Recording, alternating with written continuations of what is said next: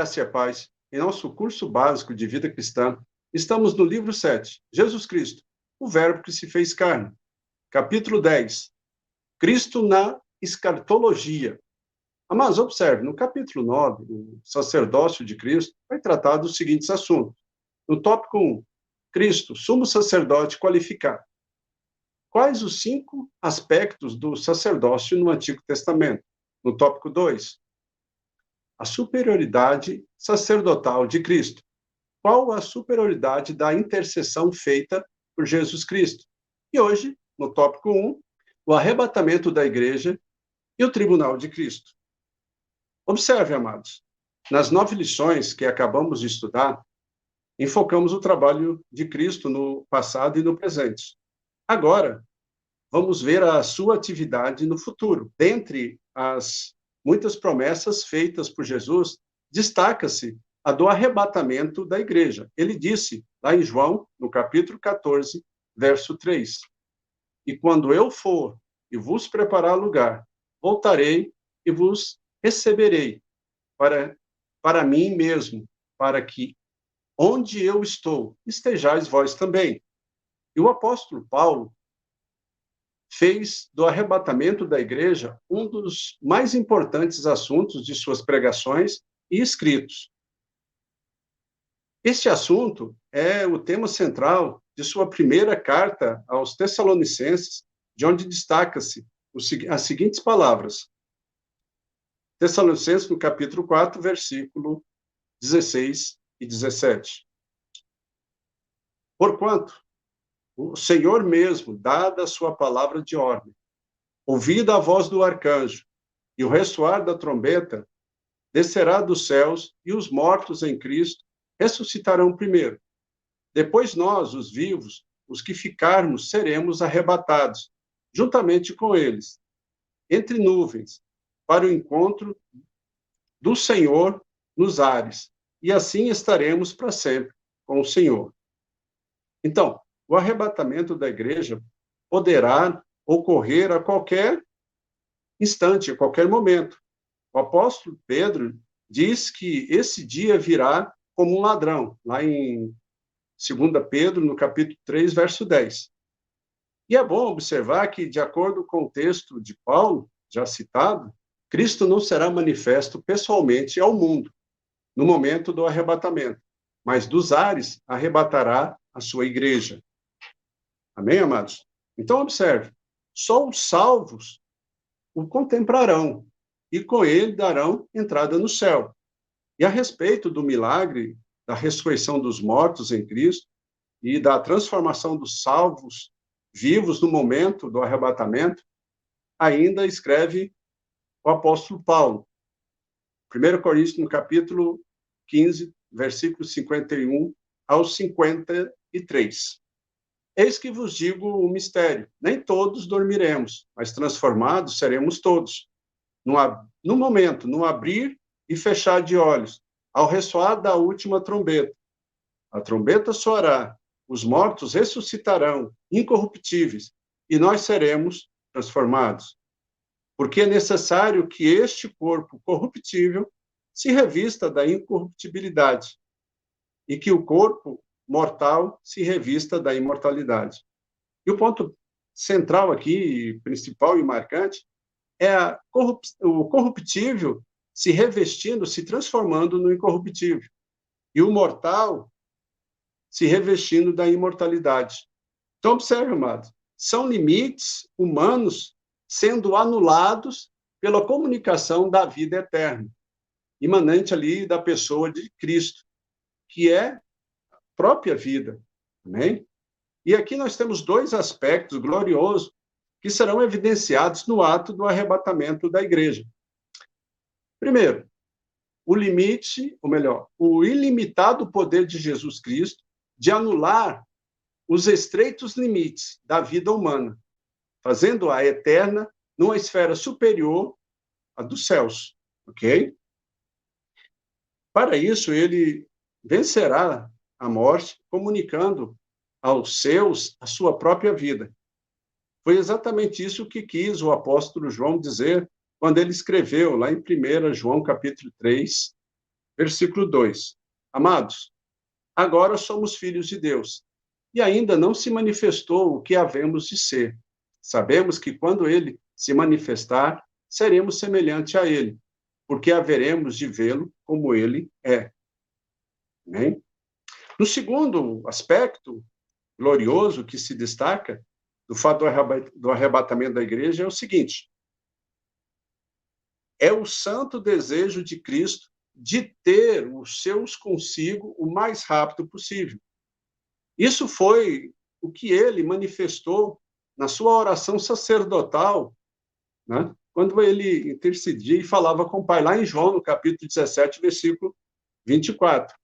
Pai, a minha vontade é que onde eu estou, estejam todos comigo, os que me destes, para que vejam a minha glória, que me conferiste, porque me amaste antes da fundação do mundo.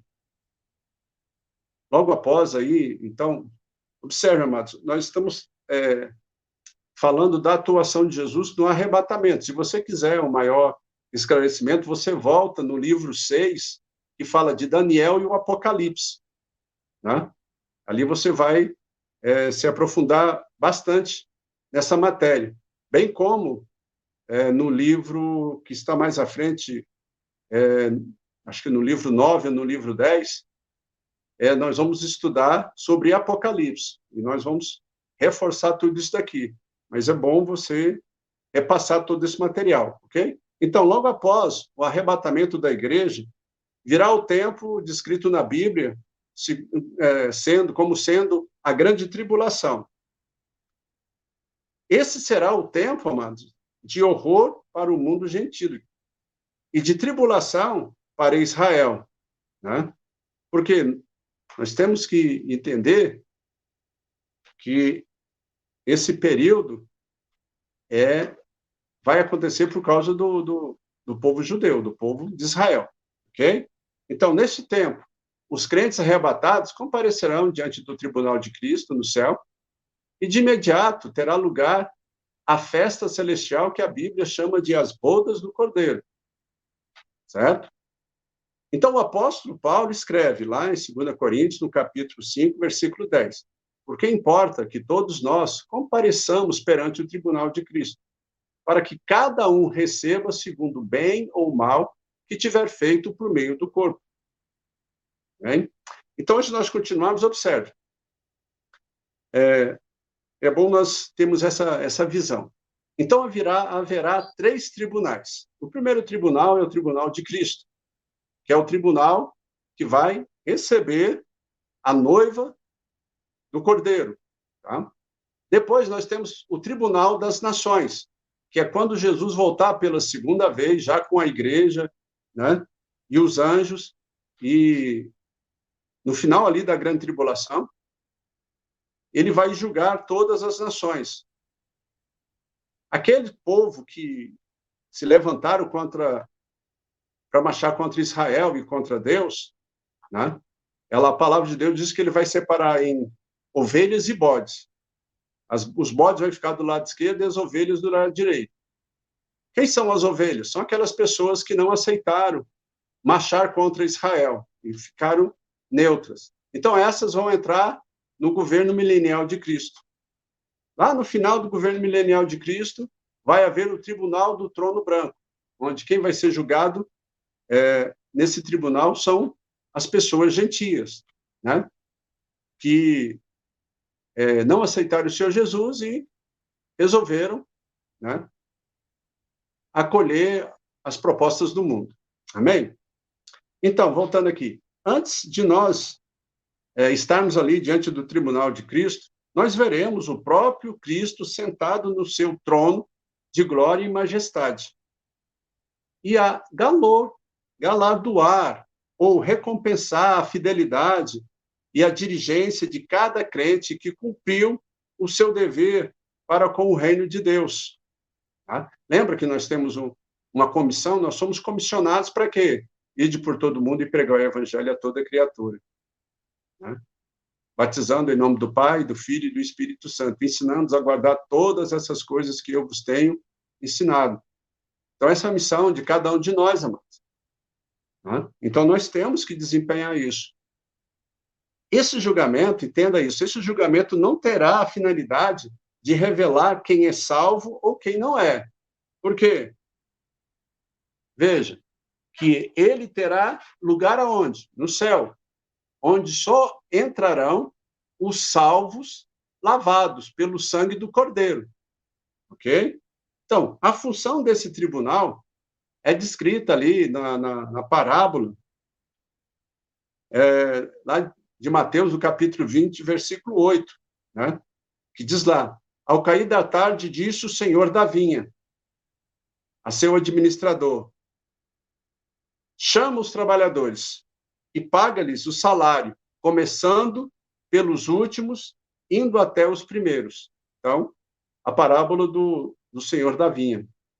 Ok? Então, diante do tribunal de Cristo, manifestar-se-á não só as obras dos crentes, mas também a fonte das suas motivações. Por que que nós fazemos a obra do Senhor? Né? Então, serão abertos vários livros. Depois nós vamos estar falando sobre cada um desses livros. Né? O primeiro é o livro da vida. E aqui nós estamos vendo que também tem o livro das motivações das obras. Né? Ou melhor, ainda tem o livro das obras. Já são 3 aqui, já citados. Ok? Veja o que o apóstolo Paulo escreve lá em 1 Coríntios, no capítulo 3, do versículo 11 ao 15. Porque ninguém pode lançar outro fundamento, além do que foi posto, o qual é Jesus Cristo. Contudo, o que se alguém edifica sobre o fundamento é ouro, ou prata, pedras preciosas, madeira, feno, palha, manifesta-se, tornará a obra de cada um, pois o dia a demonstrará, porque está sendo revelada pelo fogo. E qual seja a obra de cada um, o próprio fogo provará. Se permanecer a obra de alguém que sobre o fundamento edificou, esse receberá galardão.